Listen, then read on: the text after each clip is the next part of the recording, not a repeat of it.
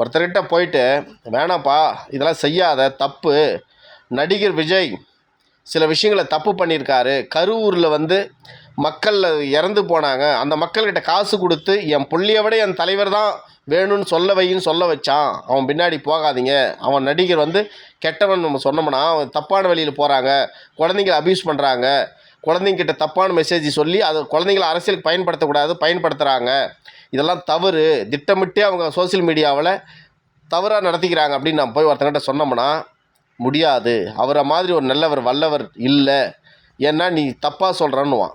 Bunting கட்டிட்டு நான் கெட்டு போகிறேன் அப்படின்னு பந்திங் கட்டிட்டு போகிறவங்ககிட்ட நம்ம என்ன செய்ய முடியும்? சொல்ல தான் முடியும் கெட்டு போகாதீங்கடா அப்படின்னு.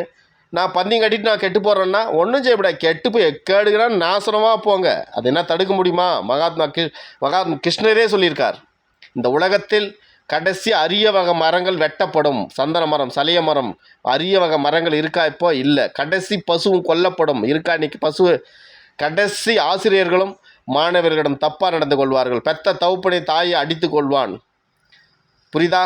பெத்த தாயை குழந்தைகளை கொள்வாள், பணத்துக்காக விற்பாள், பணத்துக்காக மாற்றி பேசுவாள், இதெல்லாம் சொல்லியிருக்காரு அன்றைக்கி கிருஷ்ணர். இன்னைக்கு கரூரில் சொன்னாங்கல்ல, என் குழந்தை பையன் புள்ள செத்தாலையும் பரவாயில்ல, எனக்கு தலைவர் தான் முக்கியம், தலைவர் வரணும்னு சொன்னாங்கல்ல, அங்கே நடந்த கூத்தெல்லாம் பார்த்தீங்கல்ல.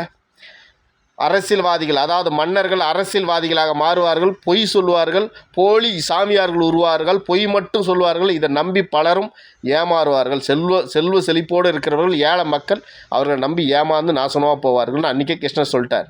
அதுதான் நடக்குது அரசியல்லேருந்து சாமியார் வரைக்கும். நம்ம சொல்கிறோம் உஷாராக இருங்கடா அப்படின்னு, முடியாது நான் பந்திங் கட்டிட்டேன் கெட்டு போகிறதா அப்படி தான் போவோன்னா எக்கடைன்னா நாசனமாக போ, ஒன்றும் செய்ய முடியாது, போ.